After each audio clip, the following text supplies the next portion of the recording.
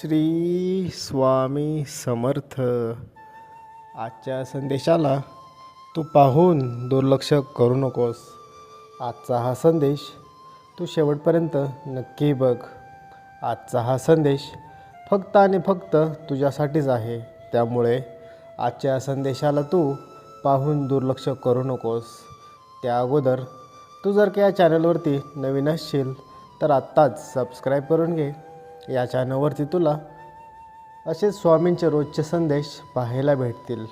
त्या अगोदर तू या चॅनलला आत्ताच सबस्क्राईब करून घे आणि कमेंट बॉक्समध्ये 3 वेळा श्री स्वामी समर्थ असे लिहायला विसरू नकोस. तू हे करत आहेस की नाही हे आम्ही पाहत आहोत. त्यामुळे तू याला फक्त एक संदेश समजून, व्हिडिओ समजून दुर्लक्ष करू नकोस. आजचा हा संदेश तुझ्यासाठी खूप महत्त्वाचा ठरू शकतो. त्यामुळे आजच्या या संदेशाला तू शेवटपर्यंत नक्कीच बघ. स्वामी सांगतात, बाळा, अरे मला माहीत आहे रे, तू सध्या खूप टेन्शनमध्ये आहेस. तुला खूप दुःख आहेत, संकट आहेत. तुलाकडून ते संकट पेलवण्याची आता क्षमता संपत चालली आहे. तुझी आता क्षमता संपत आता आहे. आम्हाला माहीत आहे रे, तुझ्या मागे खूप त्रास आहे, खूप दुःख आहेत, खूप संकट आहेत. अरे पण तू घाबरू नकोस रे. आपल्या जीवनामध्ये दुःख, संकट हे येतच असतात. हे आपल्या जीवनाचे एक भागच असतात.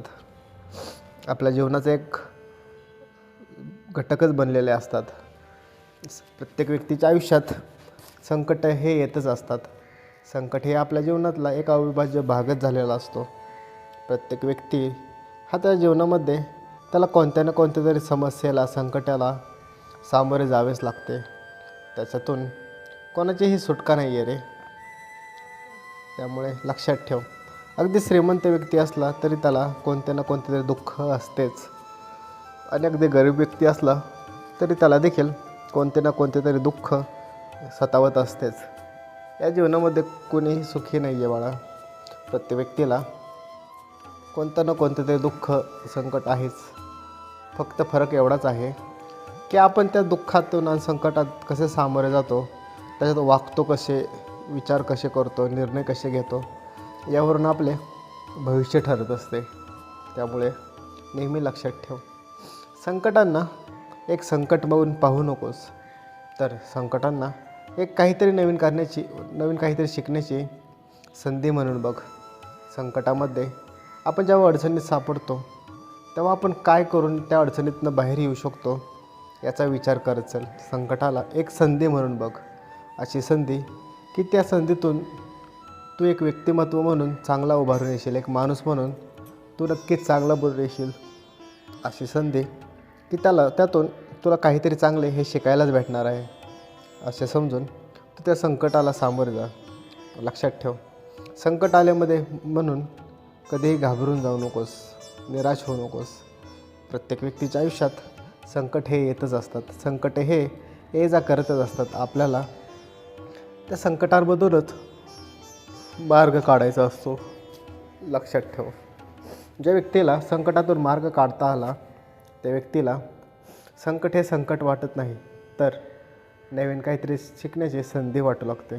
त्यामुळे संकटाला संकट म्हणून पाहू नकोस, तर त्याला नवीन काहीतरी शिकण्याची संधी म्हणून बघ. मग बघ, तुझ्यासमोर असणारे मोठे संकटसुद्धा तुला छोटे वाटू लागेल. ही गोष्ट तू मात्र नेहमी कायम लक्षात ठेव. संकटाला संकट नाही, तर काहीतरी नवीन शिकण्याची संधी म्हणून बघ. संकटातून नक्कीच तुला मार्ग निघत जाईल. नेहमी एक गोष्ट लक्षात ठेवा, तुम्हाला जर का आयुष्यात यशस्वी व्हायचे असेल तर सर्वात महत्त्वाची गोष्ट जी आहे तर ती म्हणजे आपल्याला दुसऱ्याचे भलं झालेले पाहता आले पाहिजे. लक्षात ठेवा, ज्या व्यक्तीला दुसऱ्याच्या आनंदामध्ये आनंद साजरा करता येतो तो व्यक्ती आयुष्यात कधीच दुःखी राहत नाही. त्या व्यक्तीच्या जीवनामध्ये आनंद हा येतच असतो. त्या व्यक्तीला कशाची, कोणत्याही दुःखाची चाहूल लागत नाही. कारण की तो व्यक्ती आयुष्यामध्ये जे काही करतो ते चांगलेच करतो. कारण की त्याला दुसऱ्या व्यक्तीच्या आनंदामध्ये सहभागी होता येते. त्याला दुसऱ्या व्यक्तीच्या आनंदामध्ये स्वतःचा आनंद दिसतो लागतो. त्यामुळे नेहमी लक्षात ठेवा, आयुष्यात जर का तुम्हाला यशस्वी व्हायचे असेल आणि पुढे जायचे असेल तर सर्वात महत्त्वाचं म्हणजे दुसऱ्या व्यक्तीच्या आनंदामध्ये आपल्याला आनंदी होता आलं पाहिजे. आपल्या मनामध्ये त्याच्याविषयी कोणताही राग आणि द्वेष असता कामा नये. दुसरा व्यक्ती हा आपल्यासोबत कितीही वाईट वागला, कितीही चुकीचं वागला तरी आपल्या मनामध्ये त्याच्याविषयी नेहमी चांगलीच भावना असली पाहिजे. आपल्या मनामध्ये त्याच्याविषयी नेहमी आनंदाचीच भावना असली पाहिजे, सुखाचीच भावना असली पाहिजे. त्याच्याविषयी कधीही वाईट विचार करू नका. लक्षात ठेवा, आपण इतरांविषयी जसा विचार करतो आपल्या बाबतीतही गोष्टी अगदी तशाच घडू लागतात.